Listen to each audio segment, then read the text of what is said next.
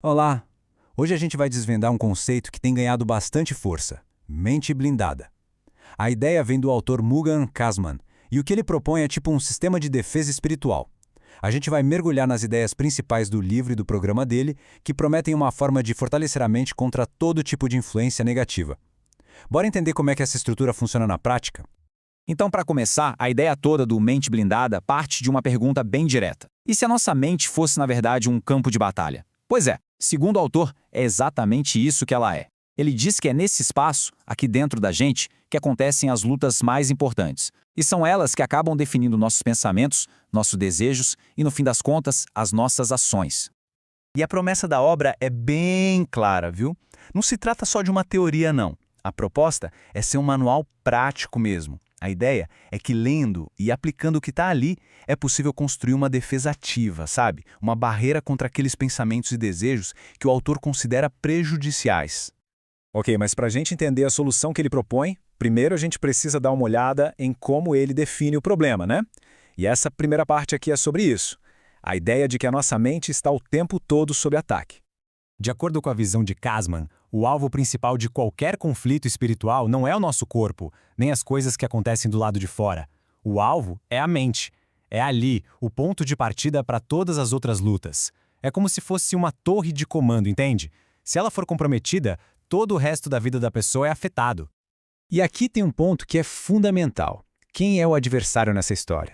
O autor faz questão de deixar claro, se baseando lá numa passagem da Bíblia, que o conflito não é contra outras pessoas, o que ele chama de carne e sangue.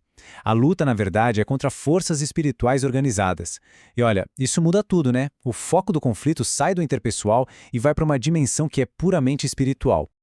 Tá, mas por que a mente estaria tão vulnerável assim? Bom, a segunda parte dessa teoria aponta para uma causa bem específica. Uma herança. Uma herança que, segundo o autor, foi esquecida por muitos. O diagnóstico principal que ele apresenta é a ignorância. A tese dele é que muitos cristãos acabam enfrentando derrotas simplesmente porque não conhecem ou não tomam posse de uma herança espiritual que, na visão dele, já pertence a eles, já está lá, disponível. E para explicar isso, ele usa uma analogia que é muito poderosa. Ele compara a situação com a de um milionário que vive como mendigo simplesmente por ignorar a herança que tem no banco. A mensagem é bem direta, né? A fraqueza espiritual, para ele, não vem da falta de recursos, mas sim da ignorância sobre os recursos que já estão disponíveis.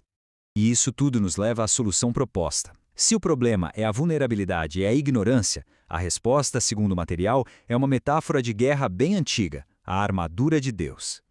Toda essa estrutura do Mente Blindada é construída em cima de uma passagem específica da Bíblia, lá do livro de Efésios. E esse trecho não é visto só como um texto para inspirar, não. É tratado como um verdadeiro manual de instruções para um kit de ferramentas divinas de proteção.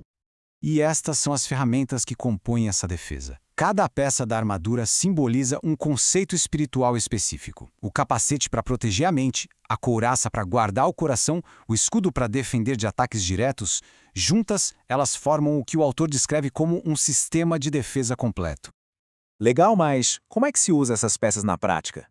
A próxima parte da nossa análise mostra exatamente como o projeto Mente Blindada se posiciona como um guia prático para montar e utilizar essa armadura no dia a dia. O autor não parou só no livro, sabe? Ele desenvolveu um projeto mais amplo que inclui um programa, com o objetivo bem claro de fornecer um passo a passo. A ênfase é total na aplicação prática, em ir além do conhecimento teórico. E o projeto se resume a este caminho de 3 etapas. O primeiro passo é conhecer a tal herança. O segundo é aprender a tomar posse dela ativamente. E o terceiro, que talvez seja o mais importante, é o ato diário de se vestir com a armadura, transformando a teoria em um hábito prático de defesa espiritual. Tudo isso nos leva a uma pergunta final. Por que essa preparação toda é descrita como algo tão urgente? A resposta, de acordo com o autor, não está só no bem-estar pessoal, mas numa visão específica sobre os tempos em que a gente vive. A necessidade de uma mente blindada está diretamente conectada à crença de que os eventos atuais são sinais da aproximação do que a Bíblia chama de dias maus. A preparação, então, não é só para o bem-estar diário, mas para eventos futuros de grande escala. Essa perspectiva do autor sobre o fim dos tempos é fundamental para entender essa urgência toda. Ele defende uma visão em que a igreja é retirada da terra antes de um período de grande tribulação. Portanto, na lógica dele, a intensificação dos dias maus hoje é vista como um sinal de que o primeiro evento está bem próximo. E essa citação reforça bem esse sentimento de iminência. A incerteza sobre o dia e a hora não é vista como motivo para relaxar, mas pelo contrário, como principal catalisador para uma preparação constante e vigilante. É a ideia de estar sempre pronto.